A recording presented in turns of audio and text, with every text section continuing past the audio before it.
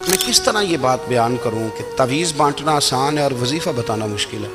سارا دن تعویذ بانٹیں تو لوگ لینے کو تیار ہیں، اور اگر آپ وظیفہ بتائیں تو کہتے ہیں تو مشکل کام ہے۔ او خدا کے بندے، اگر آپ کا تعلق قرآن پاک کے ساتھ مضبوط ہو، قرآن پاک کے ساتھ اگر آپ کا رشتہ ہو، لوگ سفارشیں ڈھونڈتے ہیں نا دنیا میں، کوئی تعلق مل جائے تو میرا کام ہو جائے۔ دنیا میں اتنا مشکل معاملہ ہے، آخرت میں مجھے بتائیے گا کتنا مشکل معاملہ ہوگا۔ میرے نبی پاک صلی اللہ تعالی علیہ وسلم نے فرمایا جو لوگ سورہ ملک پڑھا کرتے تھے نا، سورہ ملک، یہ سورت ملک قیامت میں ان کی سفارش کرے گی، اور اس طرح کرے گی کہ کہے گی اے اللہ یہاں اس بندے کو جنت میں داخل کر دے یا مجھے قرآن پاک سے علیحدہ کر دے۔ تو رب فرمائے گا جا اس کا دامن تھام کے اسے جنت تک پہنچایا۔ آپ بات کو سمجھیں، جب آپ کے تعلقات اپنے معاملات کے ساتھ مضبوط ہوں گے، یہ نبی کریم نے وعدہ کیا ہے کہ تو سورت واقعہ پڑھ تیرے گھر میں فاقہ نہیں آئے گا۔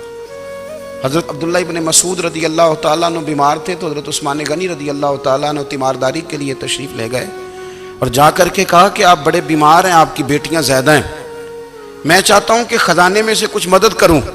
تو سیدنا عبداللہ ابن مسعود رضی اللہ تعالیٰ عنہ اٹھ کے بیٹھ گئے اور کہنے لگے امیر المومنین، اللہ آپ کو میری طرف سے، میری بیٹیوں کی طرف سے بہتر صلہ دے، میری بیٹیوں کو کسی خزانے کی ضرورت نہیں، میں نے انہیں خزانہ دے دیا ہے۔ کہا جناب آپ نے کون سا خزانہ دیا ہے، میں آپ کے مالی معاملات کو جانتا ہوں۔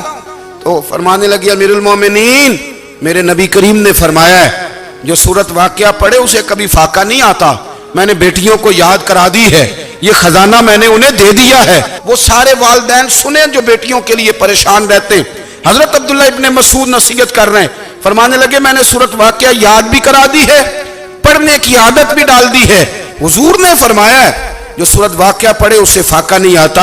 کہنے لگے چاند تو اپنی جگہ چھوڑ سکتا ہے، سورج گر سکتا ہے، تارے ٹوٹ سکتے ہیں، پر مدینے والے رسول کی بات غلط نہیں ہو سکتی۔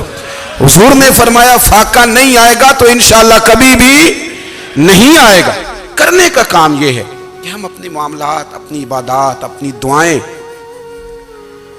کبھی 10 منٹ عادت ہو جائے نا دعا مانگنے کی علیحدہ سے رات کو۔